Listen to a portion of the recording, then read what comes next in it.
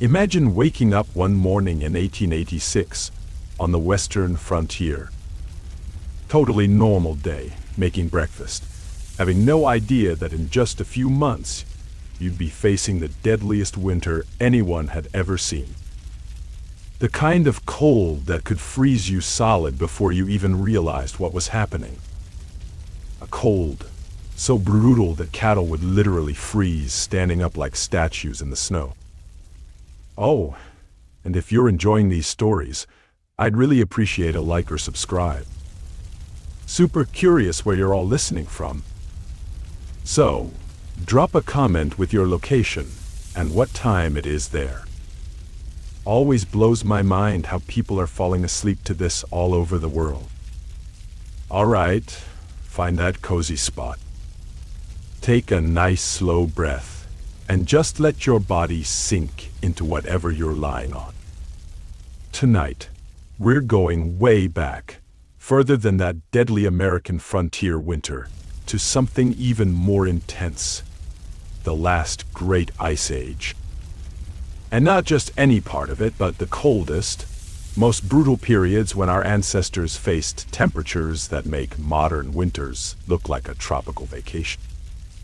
Before we dive in, make yourself comfortable. If you're listening from somewhere warm right now, take a moment to appreciate that. Because what you're about to hear would make even the toughest among us question our survival instincts. 20,000 years ago, during what scientists call the last glacial maximum, nearly a third of Earth's surface was covered in ice. Average temperatures in some regions dropped to -40 degrees. That's the point where Fahrenheit and Celsius actually meet, by the way. The point where exposed skin freezes in less than a minute. But here's the wildest part. Humans not only survived this, they thrived. They developed technologies, created art, and expanded their territories. And they did it all without central heating, Gore-Tex, or any of the modern luxuries we take for granted today. So, how did they do it? That's what we're exploring tonight. The ingenious, sometimes desperate measures our ancestors took to survive conditions that would kill most modern humans within hours. Let's start with fire. Sounds basic, right? But imagine trying to create and maintain fire when everything around you is frozen. When wood is scarce or covered in ice. When your fingers are so numb you can barely move them. Our ancestors became masters of fire in ways we can barely comprehend today. Archaeological evidence from sites like Dolní Věstonice in the Czech Republic shows that people weren't just making small campfires. They were creating elaborate hearths, carefully engineered to maximize heat retention. They'd dig pits and line them with rocks that would absorb heat during the day and slowly release it at night. They'd position their sleeping areas in specific spots to capture the most warmth without risking smoke inhalation. And the fuel they used? Not just wood. They burned bones, particularly the dense, fatty bones of large mammals, like mammoth. Bone fires burn hotter and longer than wood fires, especially when fat is still present. It's a technique that was crucial when trees were scarce in the tundra landscapes. Experiments by modern archaeologists have shown that a properly maintained bone fire can reach temperatures of over 800 degrees Celsius, hot enough to work certain metals if they'd had access to them. This wasn't just about staying warm. This was sophisticated thermal engineering using materials available in an environment where traditional firewood was often impossible to find. In some sites across Siberia, archaeologists have found evidence of what appear to be long-term fire maintenance strategies, ways of banking embers overnight to avoid having to restart fires each morning. When you consider that fire starting in sub-zero temperatures with primitive tools might take hours of exhausting work, you begin to appreciate just how crucial these techniques were. One particularly fascinating discovery comes from the Yana rhinoceros horn site in Siberia, dating back about 32,000 years. Here, researchers found evidence of what appears to be a portable fire kit, carefully prepared tinder, fire-starting tools, and small containers that may have been used to transport embers from one camp to another. Imagine the responsibility of being the person charged with keeping the group's fire source alive during a long journey across frozen landscapes. Speaking of mammoths, let's talk about hunting. We're not talking about casual weekend hobby hunting here. This was life or death. Miss a few hunts during the Ice Age, and your entire group could perish. Mammoth hunting was an extraordinary feat that required planning, coordination, and incredible risk. These weren't just slightly larger elephants. We're talking about creatures standing 13 feet tall at the shoulder, weighing up to 10 tons, with tusks extending 15 feet. Try taking that down with nothing but sharpened sticks and stone tools. Yet evidence from sites across Eurasia shows our ancestors did exactly that. At places like Mezhirek in Ukraine, archaeologists have found entire huts made from mammoth bones.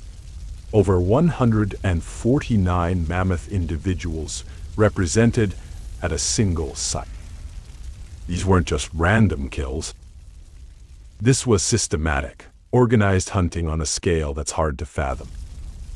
The hunting parties would track mammoth herds for days, waiting for the perfect moment.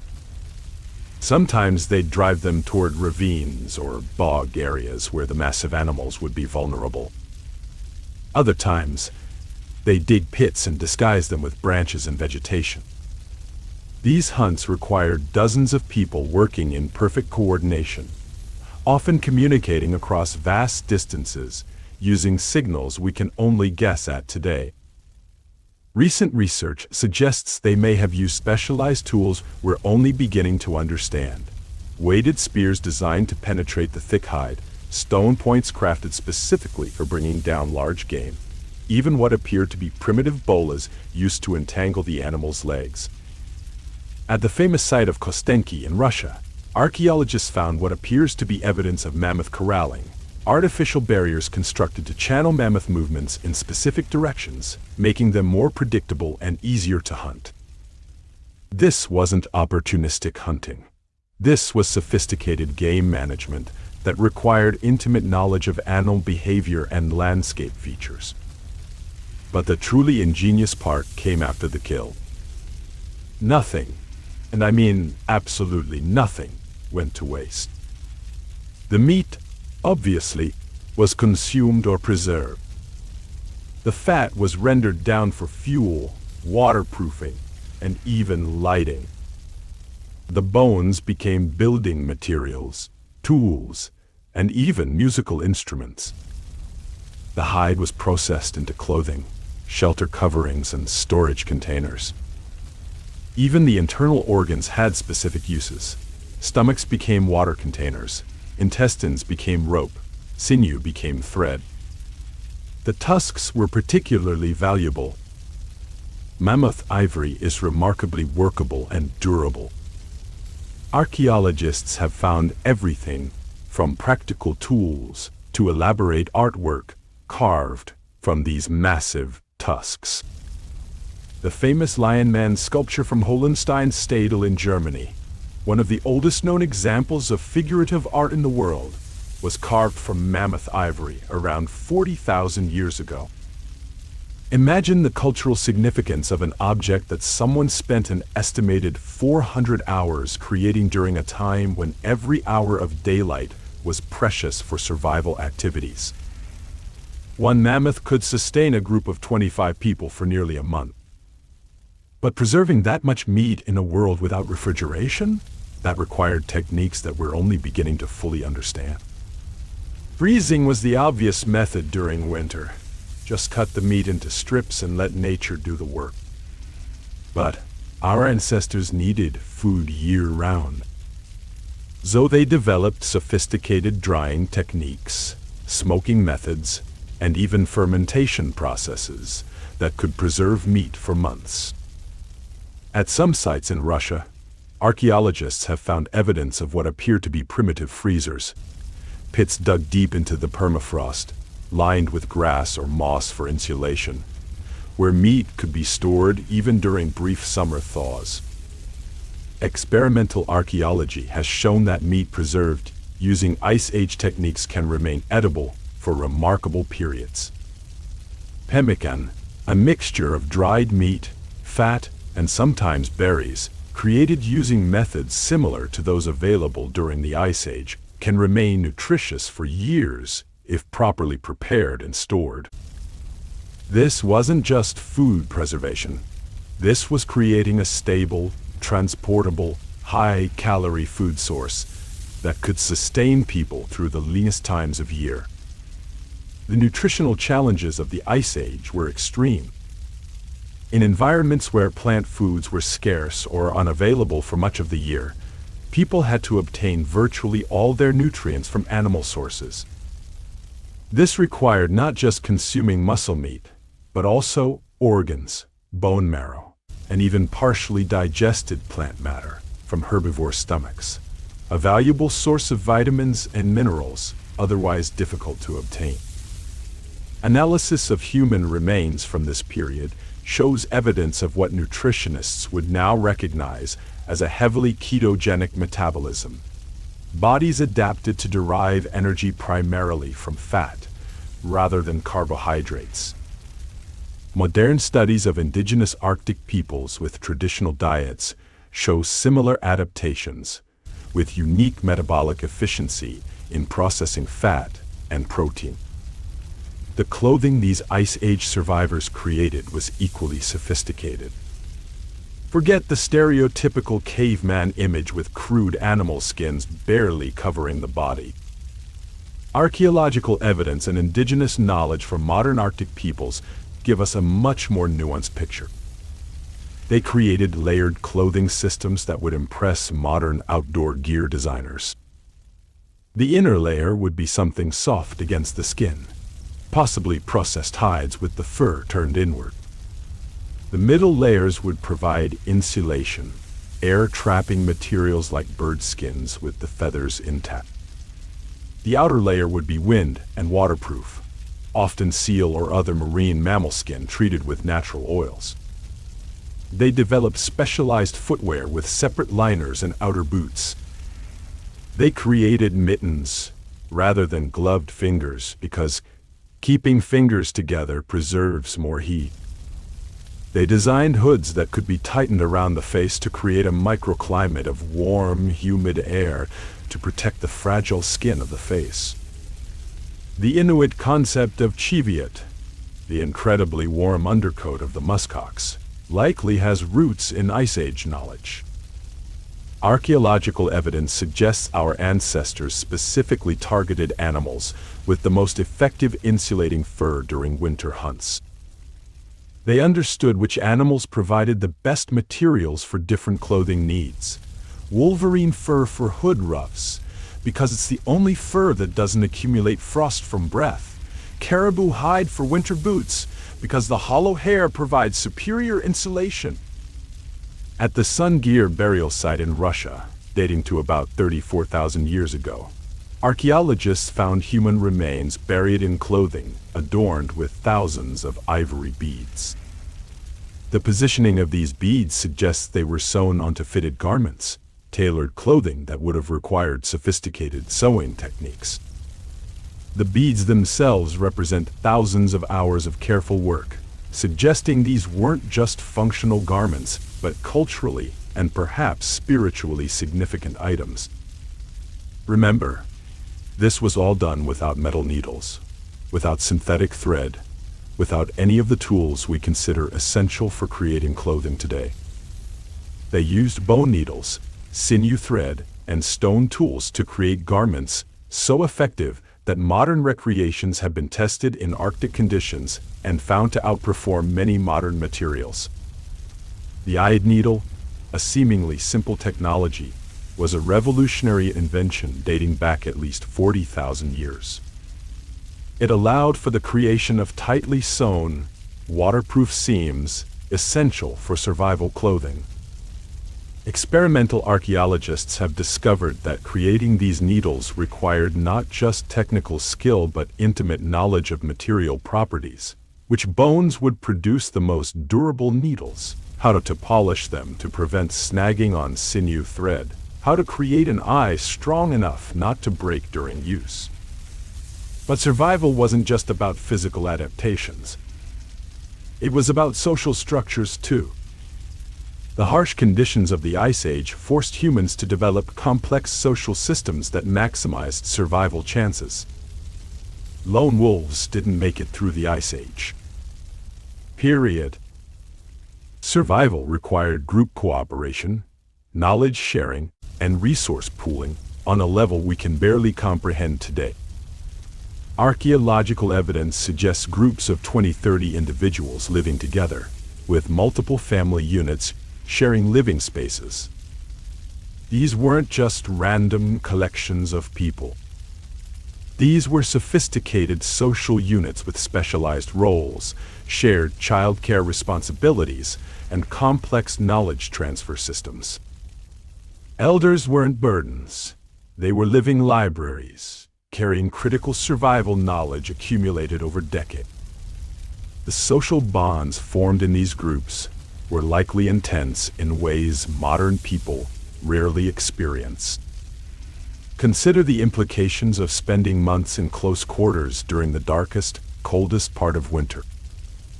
Interpersonal conflicts couldn't be resolved by simply avoiding someone or moving away. The group's survival depended on maintaining functional relationships despite the stresses of confinement, resource scarcity, and constant danger. Evidence from both archaeological sites and anthropological studies of modern hunter-gatherer groups suggests these societies developed sophisticated conflict resolution mechanisms, rituals, mediation practices, and shared activities designed to maintain group cohesion under pressure. Think about that for a second. In a world without books, without videos, without any external storage of information, how did people remember the complex knowledge needed to survive? Which plants were edible? Which were medicinal? Which were deadly? When would the mammoth herds migrate? How do you predict weather changes? How do you create waterproof seams in clothing? All of this knowledge was stored in human memory and transmitted through stories, songs, and direct tatching. We found evidence of what appear to be apprenticeship systems, where younger members of the group worked alongside elders to learn crucial skills. And these weren't just practical skills.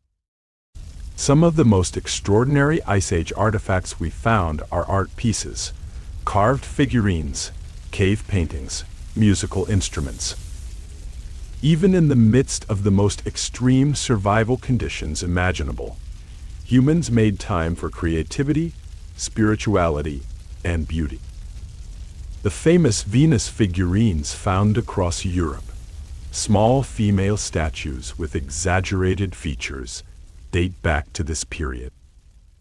The stunning cave paintings at Lascaux and Chauvet in France, showing detailed depictions of Ice Age animals, were created during some of the harshest climate conditions humans have ever faced.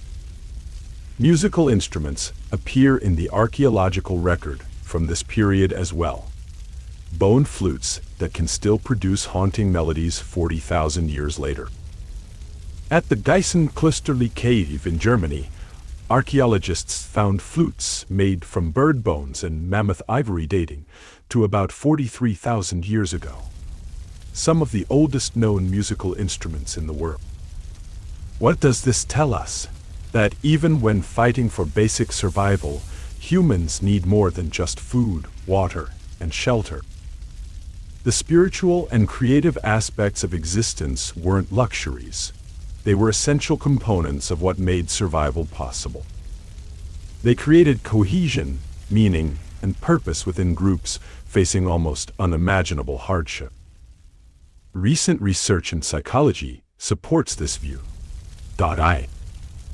Studies of human resilience in extreme conditions, from concentration camps to Antarctic winter overcruise, consistently show that meaning-making activities are crucial for psychological survival. People who can integrate their hardships into a larger narrative, who can find purpose even in suffering, show dramatically better outcomes than those who cannot. Our Ice Age ancestors seem to have understood this intuitively.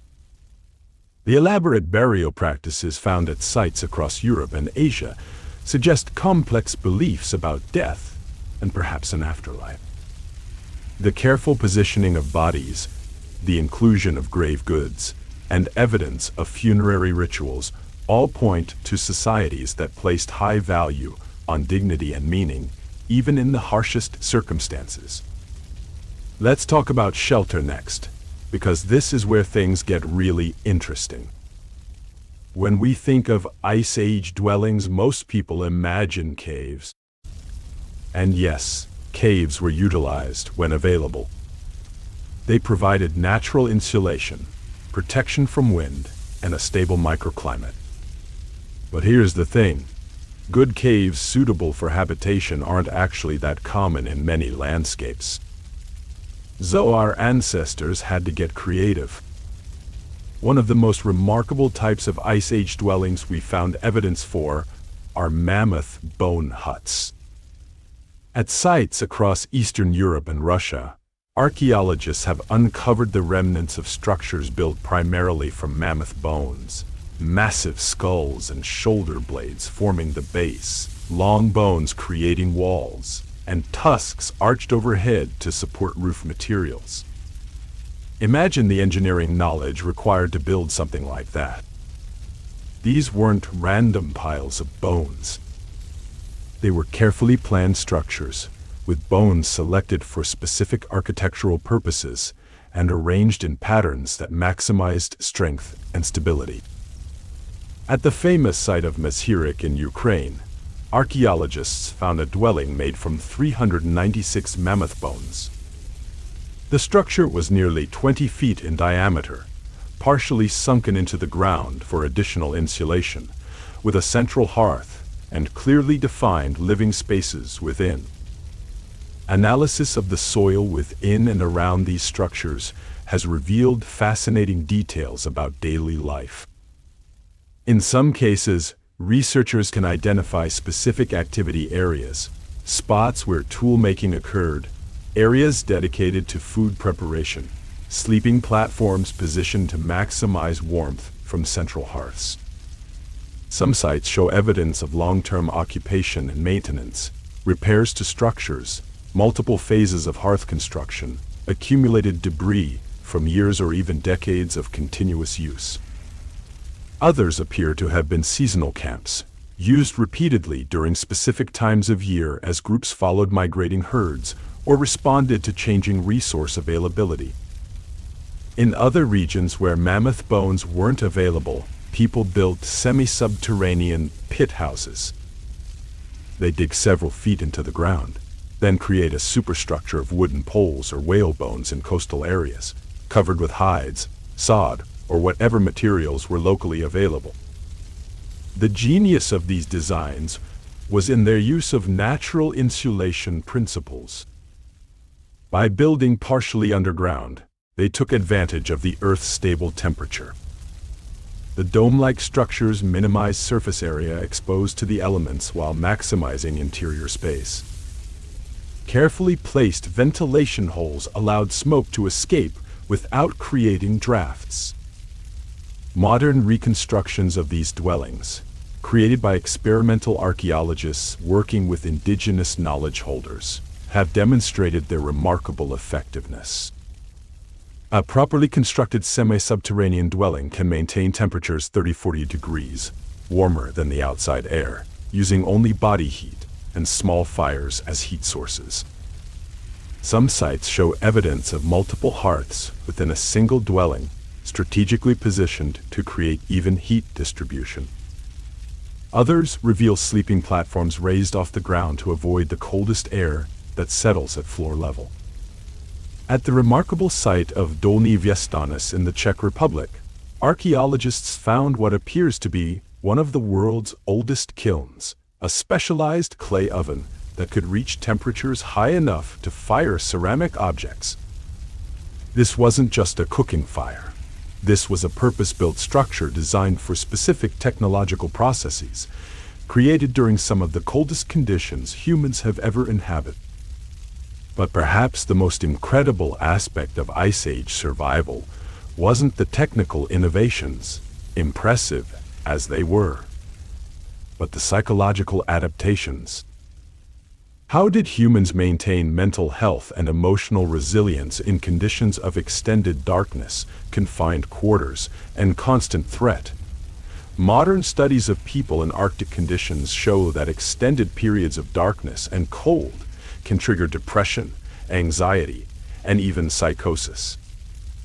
Yet our ancestors not only survived these conditions, but maintained complex social structures and cultural practices. Seasonal affective disorder, the depression associated with reduced daylight, is a recognized clinical condition today. How did Ice Age humans cope with winters where daylight might last only a few hours, or disappear entirely at higher latitudes? Part of the answer seems to lie in the social cohesion of these groups. Archaeological evidence suggests regular communal activities, shared meals, storytelling sessions, musical performances, and religious ceremonies. These weren't just entertainment, they were crucial psychological tools for maintaining group identity and individual mental health. The tradition of storytelling during long winter nights, found in virtually all northern indigenous cultures, likely has roots deep in the Ice Age. These weren't just ways to pass time. They were sophisticated psychological technologies that created immersive mental experiences during periods of physical confinement. Imagine the power of a well-told story when you've been trapped in a small shelter for weeks, when the landscape outside is hostile and unchanging. A skilled storyteller could transport listeners to different times and places, could stimulate emotional responses that broke the monotony of winter confinement, could reinforce cultural values and shared identity when isolation threatens social cohesion. We found evidence of long-distance trade networks operating even during the coldest periods of the Ice Age. Shells from the Mediterranean appearing in sites hundreds of miles inland. Amber from the Baltic found in southern European settlements. Specific types of flint transported over enormous distances. This wasn't just about acquiring material goods. These exchanges represented connections between distant groups, the sharing of information, the maintenance of extended kinship networks that could provide support during localized resource failures. At the famous site of Sungir in Russia, archaeologists found burial goods including beads made from ivory that would have required an estimated 45 minutes each to produce, with thousands of beads accompanying a single burial. This represents an extraordinary investment of time and resources in a context where survival was constantly precarious. Similar findings across Europe and Asia suggest these weren't anomalies but standard practices, evidence of societies that maintained complex social obligations and symbolic systems even under extreme environmental pressure. Think about what that means in terms of human cooperation. Groups that might go years without seeing each other maintained knowledge of one another's existence, respected territorial boundaries, and engaged in mutually beneficial exchanges rather than conflict. This challenges our stereotypical view of prehistoric humans as fundamentally territorial and aggressive. The evidence suggests that, at least during the Ice Age, cooperation and exchange were more common strategies than conflict. The concept of resource buffering, creating relationships that can provide support during local shortages, appears to have been well understood by Ice Age societies. Anthropological studies of modern hunter-gatherers in challenging environments show similar patterns. The maintenance of gift-giving relationships, ceremonial exchanges, and alliance systems that can be activated during crisis periods. Which brings us to one of the most fascinating aspects of Ice Age survival: the relationship between humans and other predators, particularly wolves. Recent genetic studies suggest that the domestication of wolves may have begun as early as 30,000 years ago, during some of the harshest periods of the last Ice Age. This wasn't just a cute side project. This was a strategic alliance between two apex predators, each bringing different strengths to the partnership. Humans had technology, fire, and complex social organizations. Wolves had superior senses, speed, and tracking abilities.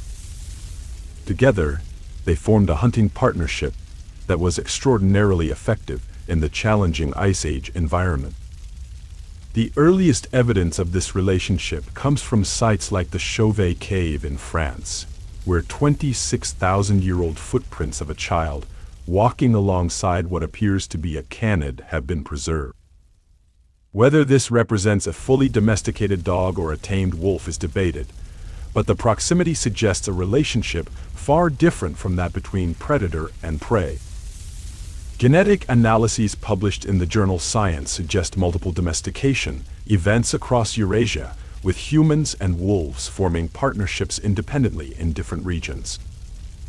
This wasn't a single brilliant innovation that spread. It was a relationship so obviously beneficial that it emerged repeatedly wherever the two species encountered each other. Early dogs weren't just hunting companions. They provided warmth during extreme cold. The original three-dog night wasn't a band, but a measure of how cold it was, referring to how many dogs you needed to sleep alongside to survive. They served as early warning systems for approaching predators or other human groups. And perhaps most importantly, they provided companionship during the long, dark winter months. The psychological benefit of animal companionship shouldn't be underestimated. Modern studies show that positive interactions with animals reduce stress hormones and increase oxytocin, the bonding hormone. In the harsh conditions of the Ice Age, this emotional support may have been just as important as the practical benefits dogs provided. Findings from the Siberian site of Afontova Gora suggest dogs may have been used as pack animals, helping transport the heavy loads of nomadic hunting groups. The ability to move larger quantities of supplies, particularly stored food and fuel, would have dramatically increased survival chances during seasonal migrations or when responding to changing environmental conditions. Let's talk about water next, because this presents a fascinating paradox of Ice Age survival. How do you stay hydrated when all the water around you is frozen solid? Ice Age humans developed multiple strategies for this critical challenge. One approach was to collect snow or ice and melt it, but this presents its own problems. Eating snow directly lowers your core body temperature, increasing the risk of hypothermia. Melting it requires energy, either fuel for fire or body heat, both precious resources. So, they got creative. Archaeological evidence suggests they used animal bladders as water containers, keeping them close to the body to prevent freezing. They developed techniques for extracting water from freshly killed animals. Blood and stomach contents provided both hydration and critical nutrients. Analysis of human remains from this period shows adaptations to a diet high in protein and fat, but relatively low in carbohydrates and plant foods. This metabolic adaptation, similar to what we now call ketosis, reduces the body's water requirements compared to a carbohydrate-heavy diet. It's a subtle but crucial physiological adjustment, to an environment where water was often difficult to access. In coastal areas, they learned to collect certain types of seaweed that could be chewed to extract fresh water filtered by the plant's tissue. In forested regions, they tapped birch trees in early spring to collect the sweet, hydrating sap. Modern indigenous knowledge suggests they may have also created water from snow, using body heat in emergency situations, placing snow in a waterproof container between layers of clothing, where body heat would slowly melt it without depleting critical core temperature. Perhaps most ingeniously, they constructed snow houses, what we now know as igloos, where body heat and small oil lamps could create interior temperatures above freezing, allowing ice blocks to partially melt and provide drinking water without using precious fuel. The classic igloo, still built by Inuit people today, represents the culmination of thousands of years of Arctic architectural knowledge. Far from being a primitive or simple structure, it embodies sophisticated understanding of thermodynamics, material properties, and human physiological needs. Speaking of igloos, let's talk about the incredible thermal engineering behind these structures. A well-built igloo, using nothing but blocks of compacted snow, can maintain an interior temperature 40 degrees warmer than the outside air, using only body heat and perhaps a small oil lamp. The dome shape minimizes surface area while maximizing interior volume. The blocks are arranged in a spiral pattern that's self-supporting, stronger than a simple stacked structure. The entrance tunnel is deliberately built lower than the living area, creating a cold sink that traps the densest, coldest air and prevents it from entering the main chamber. Inside, raised sleeping platforms keep people above the coldest layer of air. The walls, counterintuitively, are allowed to partially melt from interior heat, then refreeze, creating an airtight ice layer that provides even better insulation. Experienced Inuit builders can construct a basic emergency igloo in under an hour, or a more elaborate multi-room dwelling over several days. The knowledge required isn't just technical. It includes understanding snow conditions, selecting appropriate building sites, and orienting the structure to minimize wind exposure. This isn't primitive technology. This is sophisticated thermal engineering using locally available materials in the most efficient way possible. Modern Arctic researchers still use traditional igloos because, in many situations, they outperform modern tent materials in both safety and comfort. What's particularly fascinating about igloos is that they represent a technology perfectly adapted to a specific environment, one that becomes useless outside that environment. Unlike technologies that can be transported and applied in different contexts, igloo building knowledge is valuable only in Arctic conditions. This specialization highlights a crucial aspect of Ice Age survival, the development of highly localized knowledge systems. Groups living in different environments created unique technological and cultural adaptations specific to their particular challenges.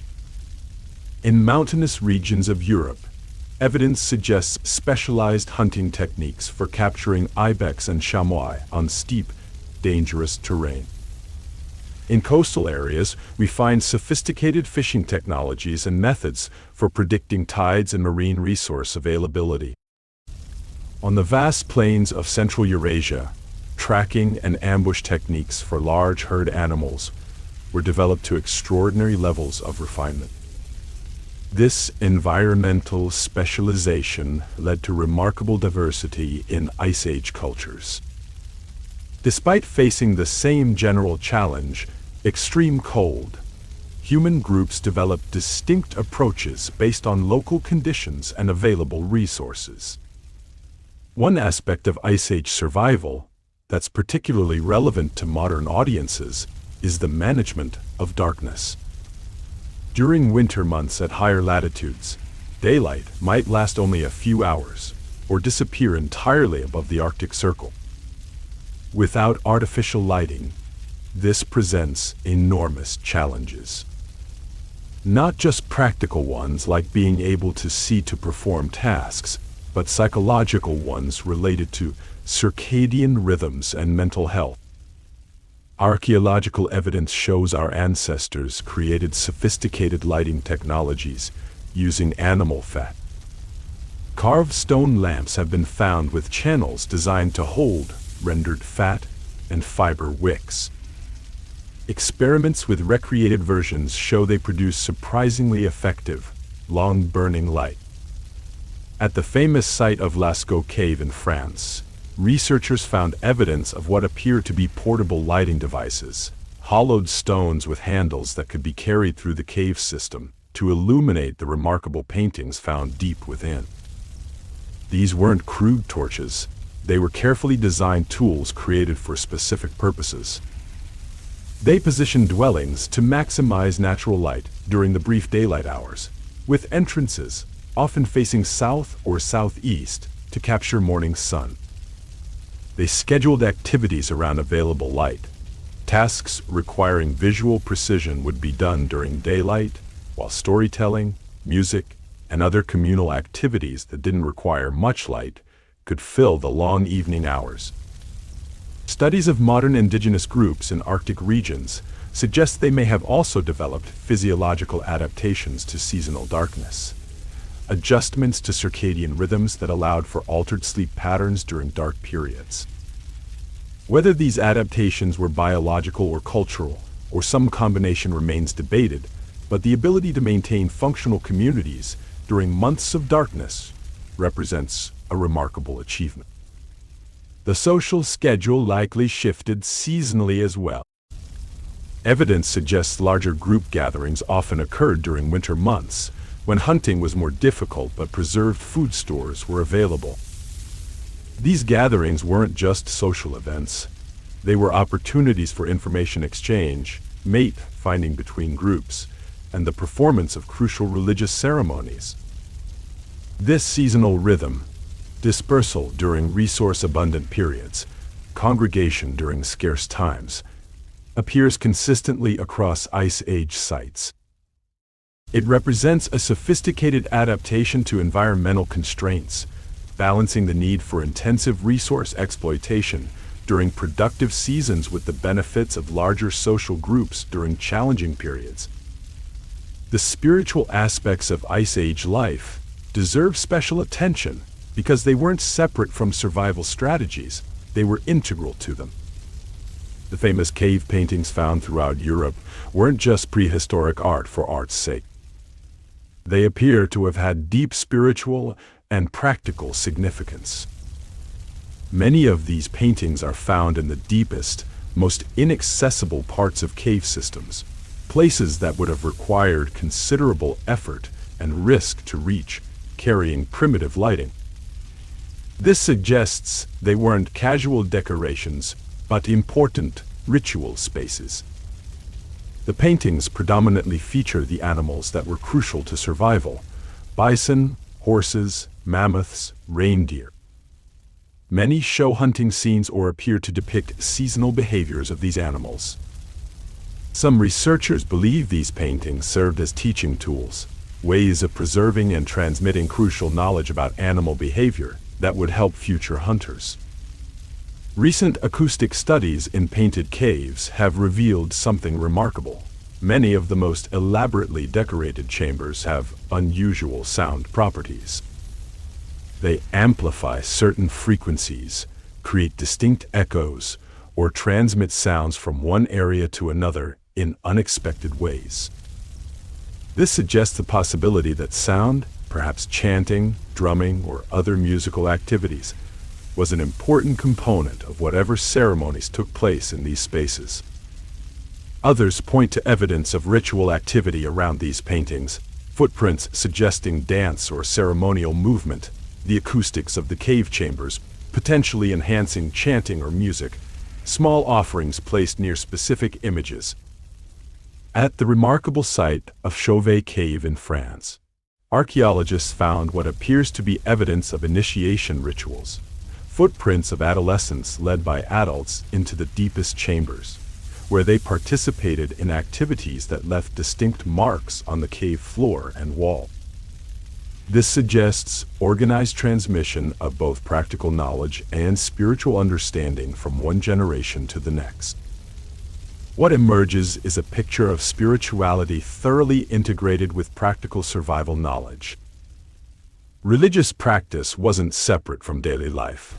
It was the framework that organized and gave meaning to the endless struggle against cold and hunger. This integration of practical and spiritual knowledge helped create resilient communities. When facing extreme hardship, people need more than just technical solutions. They need meaning, purpose, and hope. The rich spiritual life evidenced by Ice Age artifacts suggests our ancestors understood this psychological necessity. The famous sorcerer figure from Trois Frères Cave in France, a painted image of what appears to be a human-animal hybrid figure, has been interpreted as evidence of shamanic practices, possibly related to hunting magic or transformation rituals. Similar imagery appears across Ice Age sites, suggesting common spiritual themes despite geographical separation. What's particularly fascinating is how these spiritual practices appear to have been maintained across enormous spans of time. Certain symbolic motifs and ritual practices showing continuity over thousands of years. This suggests cultural transmission systems of remarkable stability, preserving not just practical knowledge but complex symbolic understanding across countless generations. Let's talk about something that modern people rarely consider: the sensory experience of extreme cold. We're so insulated from natural conditions that most of us have never truly felt the kind of cold our ancestors faced daily. At temperatures below 40 degrees, the experience of cold changes. It's no longer just uncomfortable, it becomes actively painful. Your nose hairs freeze instantly when you inhale. Any exposed skin feels like it's being burned. The air itself seems to have substance, a crystalline quality that makes breathing difficult. Modern Arctic explorers report that extreme cold creates a unique sensory environment. The air becomes exceptionally clear, allowing visibility over vast distances. Sound behaves differently, sometimes carrying for miles, other times seeming deadened and absorbed by the snow. Light creates effects rarely seen in warmer climates: sundogs, light pillars, and other atmospheric phenomena that can be both beautiful and disorienting. Sounds change too. At extreme cold, snow no longer crunches. It squeaks underfoot with a high-pitched sound caused by ice crystals breaking. Sound travels differently, sometimes carrying for miles across frozen landscapes, other times seeming deadened and muffled. Inuit languages contain dozens of words for different snow conditions, not as a linguistic curiosity, but because these distinctions can be matters of life and death. Is the snow suitable for igloo building? Will it support your weight or cause you to sink? Can it be used as a water source? Will it provide traction or cause dangerous slipping? The sky takes on colors rarely seen in warmer climates: nacreous clouds with pearl-like iridescence, light pillars extending upward from the sun or moon, sundogs creating multiple false suns on the horizon. Our ancestors lived immersed in this sensory environment. They read these signs with a fluency we can barely imagine today. The specific quality of the squeaking snow told them the exact temperature. The formation of clouds warned of coming storms. The behavior of animals signaled changing conditions days in advance. This wasn't just information, It was a relationship with the environment built on intimate, daily observation over generations. They didn't fight against the cold. They learned to read it, respect it, and work within its constraints. Modern Inuit hunters can still smell approaching storms, detect subtle changes in ice conditions that would be invisible to untrained observers, and navigate across seemingly featureless terrain using cues so subtle most outsiders would never notice them. This sensory attunement represents thousands of years of accumulated knowledge about surviving in extreme cold, knowledge that was essential during the Ice Age and remains valuable today. Which brings us to perhaps the most important aspect of Ice Age survival: adaptability. The climate during the last Ice Age wasn't uniformly cold. It fluctuated dramatically, sometimes warming significantly over relatively short periods, then plunging back into extreme cold.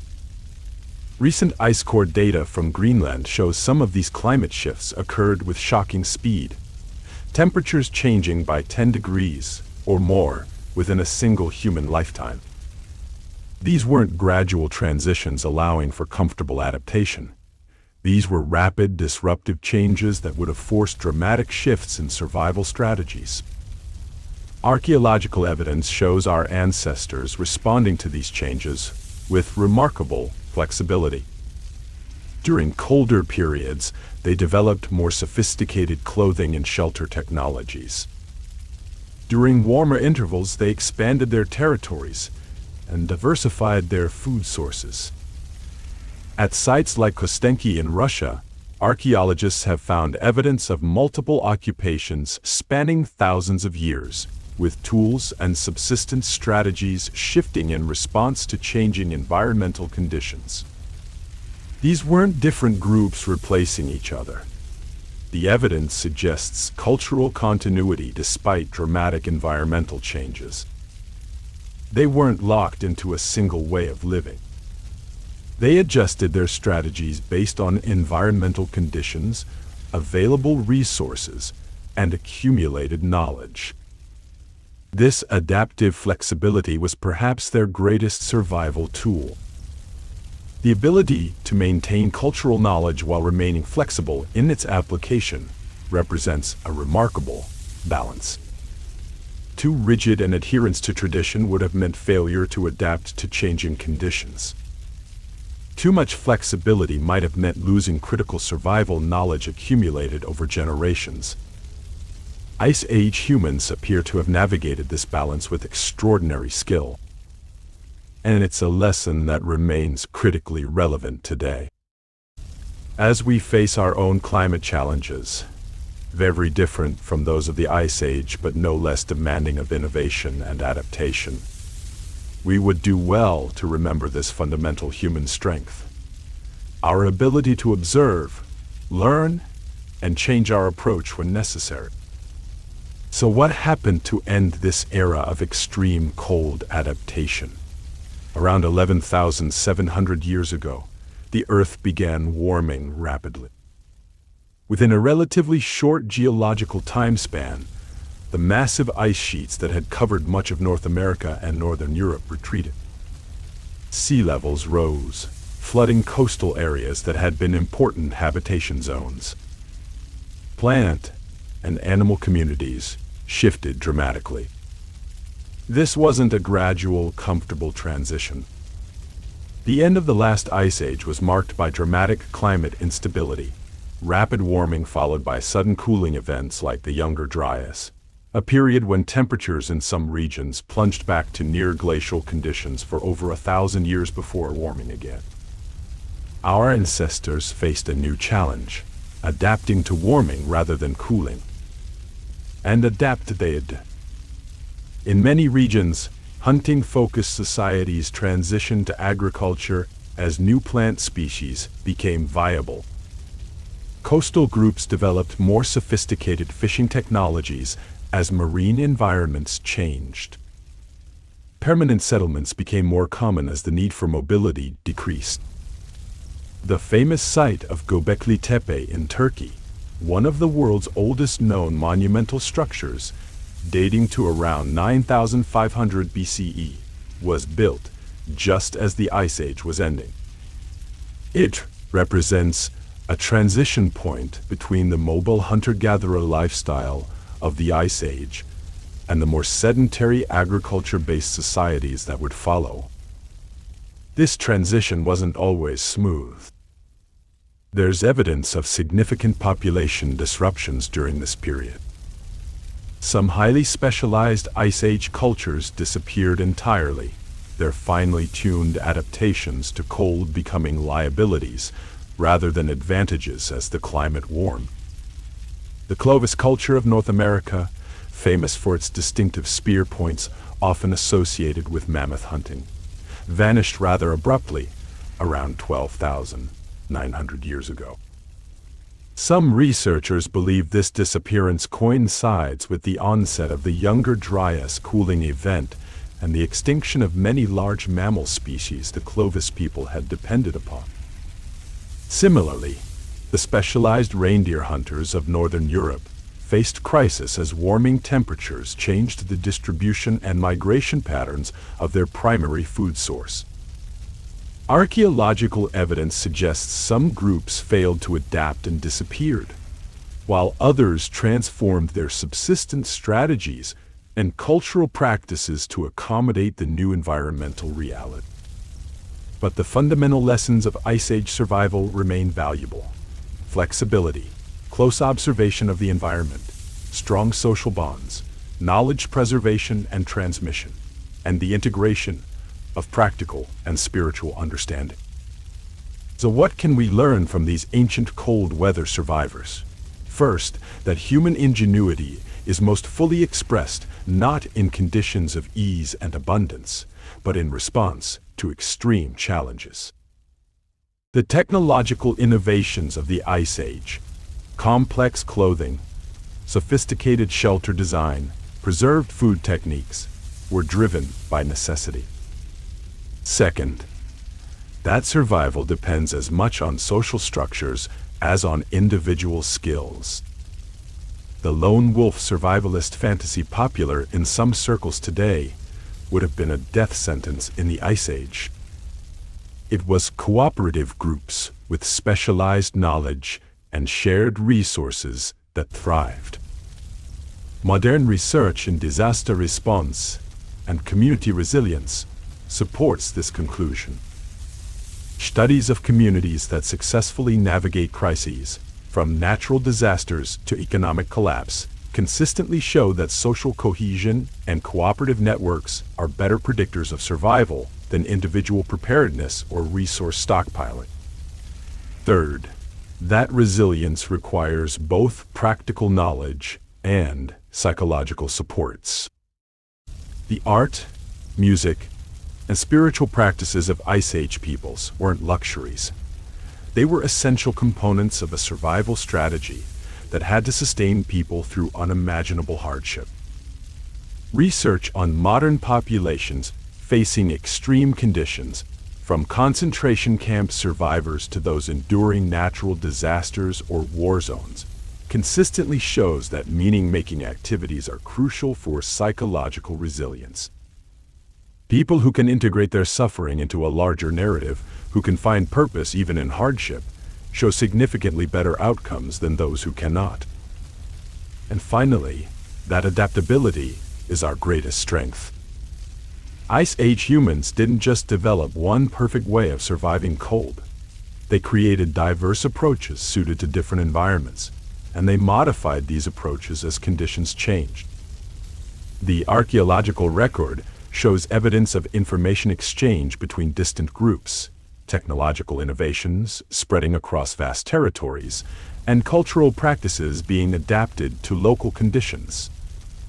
This wasn't mindless imitation but thoughtful integration, taking useful ideas from others and modifying them to work in specific contexts. As we face our own environmental challenges in the coming decades, these lessons from our deep past may prove more relevant than we might expect. The specific technologies will differ, but the fundamental principles of human resilience remain the same. The capacity to work together, to share knowledge across generations, to find meaning even in hardship, and to adapt when circumstances demand it. These are the qualities that allowed our ancestors to survive the Ice Age. They may well be the qualities that determine our own success in navigating the climate challenges of the coming century. One particularly fascinating aspect of Ice Age adaptation was the development of what anthropologists call technological complexes, integrated systems of tools, techniques, and knowledge that work together to solve specific environmental challenges. The Gravettian cultural complex of Central and Eastern Europe, dating to about 30,000 to 22,000 years ago, represents one of the most sophisticated examples.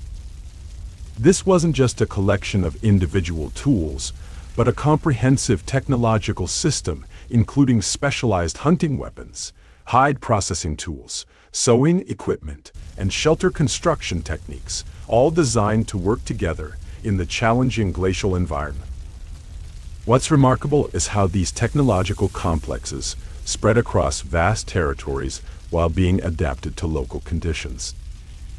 The basic principles of Gravettian technology can be found from Spain to Russia, but with regional variations reflecting specific environmental challenges and available resources.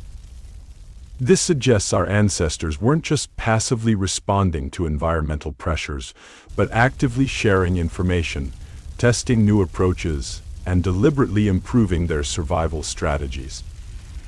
This wasn't just evolution in the biological sense.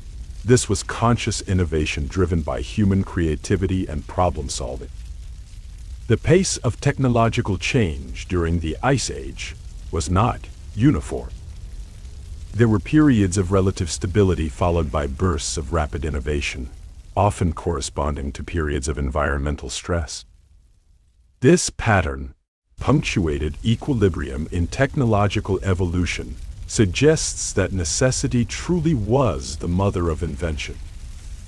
During the last glacial maximum, around 21,000 years ago, when conditions were at their most extreme, we see evidence of particularly rapid innovation in clothing technology, shelter design, and food preservation techniques. The pressure of unprecedented cold apparently drove equally unprecedented creativity. This pattern continues today.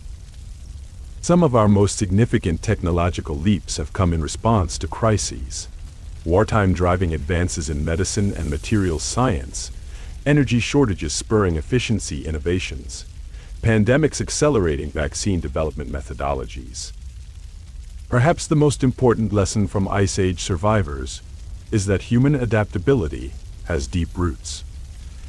We are the descendants of people who faced extreme environmental challenges and found ways not just to survive, but to create meaning, beauty, and community, even in the harshest conditions imaginable. So next time you're complaining about a chilly day or scraping ice off your windshield, take a moment to appreciate just how good we have it. And maybe offer a silent thanks to those incredibly tough ancestors who not only survived conditions we can barely imagine, but passed down the genetic and cultural inheritance that makes our lives possible today. If you've enjoyed this deep dive into Ice Age survival, hit that like button or consider subscribing. I'm curious, what aspect of primitive survival interests you most? Drop it in the comments below. And if you're listening from somewhere currently experiencing winter, let me know how cold it is there. Always fascinating to hear about weather conditions around the world. Next week we'll be exploring another extreme survival situation from history, the incredible story of the Polynesian navigators who crossed thousands of miles of open ocean using nothing but the stars, winds, and currents as their guide. Until then, stay warm, stay curious, and remember, human ingenuity has overcome challenges far greater than whatever you're facing today. For those of you who use these videos to fall asleep, I'm going to continue for a few more minutes with some quieter reflections on the Ice Age world. Just close your eyes and imagine yourself looking out across a vast tundra landscape, the horizon stretching endlessly under a sky filled with stars brighter than we can see through our modern light pollution. The air is crystalline, each breath visible in front of you. In the distance, perhaps you can make out the silhouette of a woolly mammoth against the snow, its massive tusks curved like scimitars, its shaggy coat rimed with frost. Closer, the glow of a fire marks your camp, where people who know this harsh land intimately have created a pocket of warmth and safety in one of Earth's most challenging environments. They've been preparing all summer and fall for this winter, carefully preserving meat and fat, gathering plant materials for medicine and tools, repairing clothing and shelters. Tonight they might share stories passed down for countless generations, tales that contain both entertainment and crucial survival knowledge encoded in memorable narratives. Perhaps they'll speak of ancestors who faced winters even colder than this one, of clever solutions to seemingly impossible problems, of spiritual beings who guard and guide those who respect the delicate balance of this frozen world. And as they speak, their words form visible clouds in the cold air, physical manifestations of the knowledge being passed from one generation to the next. This is how humans have always faced adversity, together, pooling knowledge, supporting one another, finding meaning even in hardship.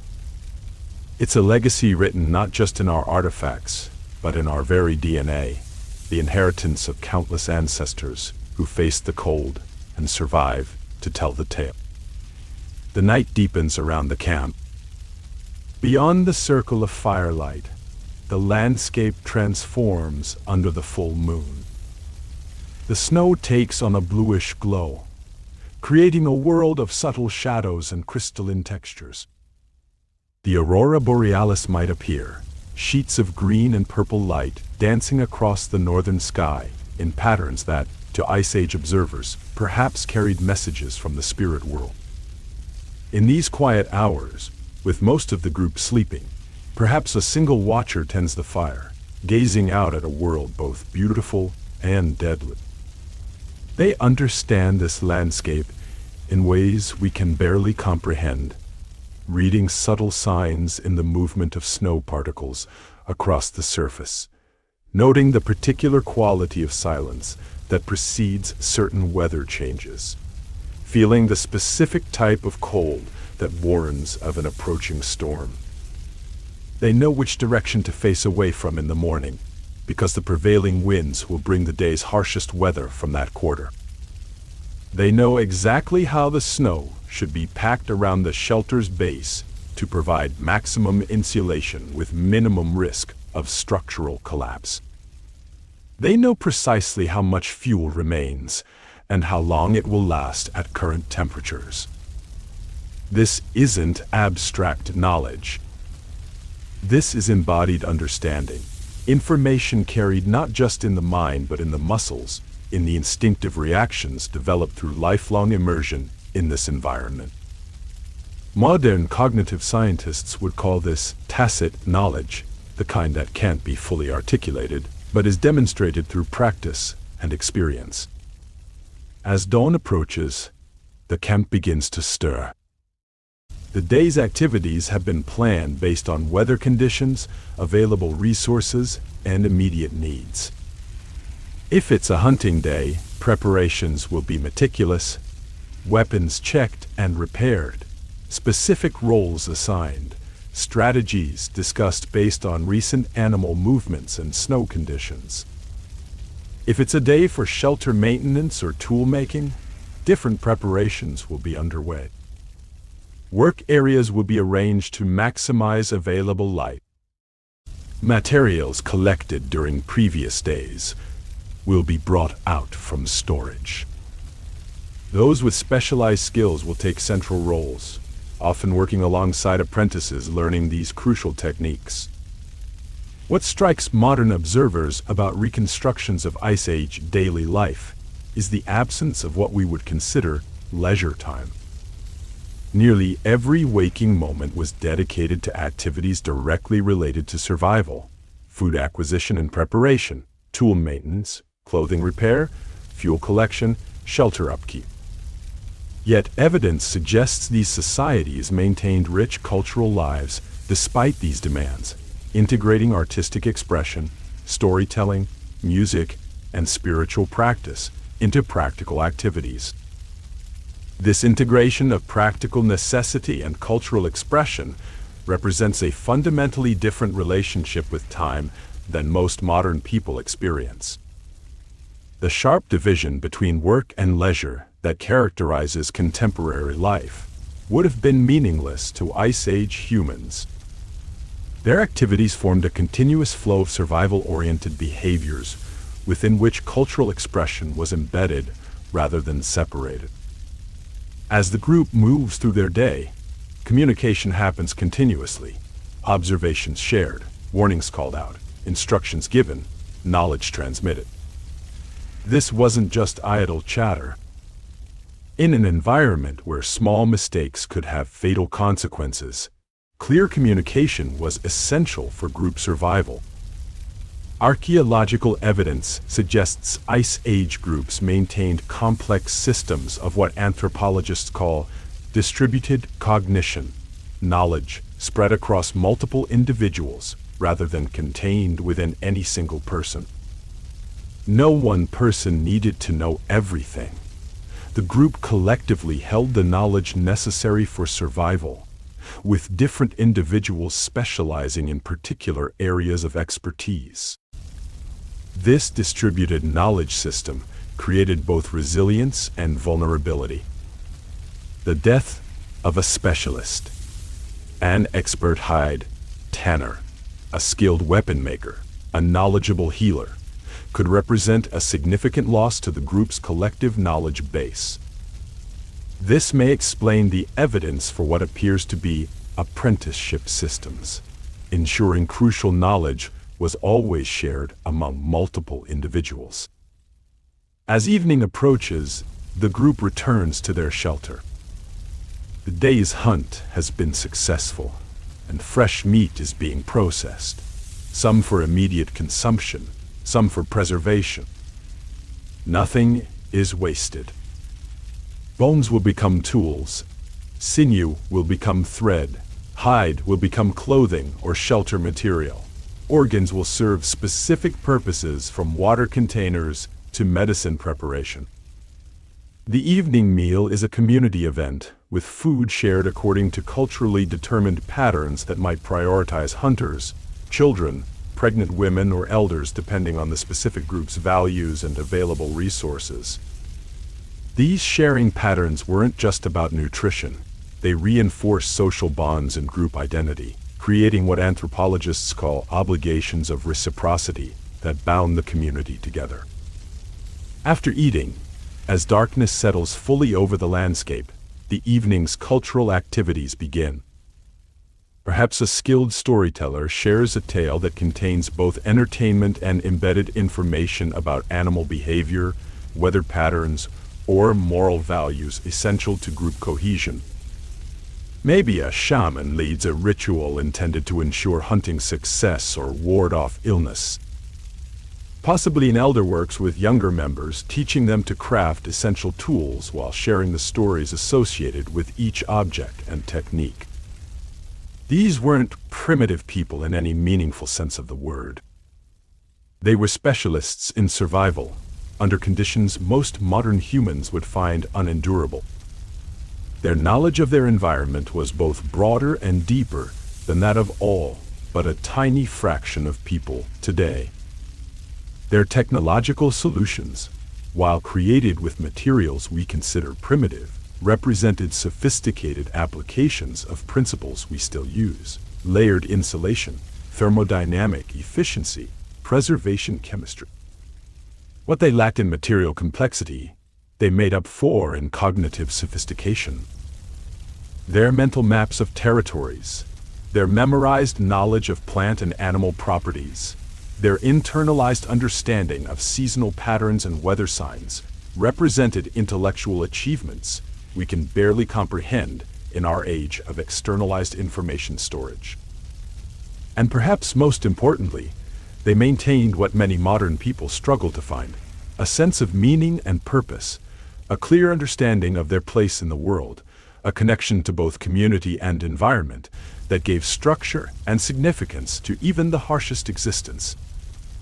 As we drift towards sleep, perhaps we can take a moment to consider what we've gained and what we've lost since those Ice Age days. Our material comforts are incomparably greater. Our life expectancies are decades longer.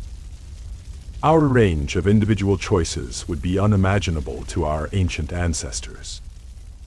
Yet something has been lost as well: that intimate connection to the natural world, that interdependence with a close-knit community, that direct relationship between our actions and our survival. In gaining comfort, we've sacrificed certain forms of meaning. In achieving individual autonomy, we've weakened some communal bonds. This isn't to romanticize the undeniably harsh realities of Ice Age existence. No one who understands the constant precarity, the physical suffering, the limited options of such a life would wish to return to it. But perhaps there are elements of that existence: the environmental attunement, the communal interdependence, the integration of practical and spiritual understanding that we might beneficially reincorporate into our modern life. Sleep well, knowing you carry within you the resilience of these remarkable Ice Age survivors. Good night.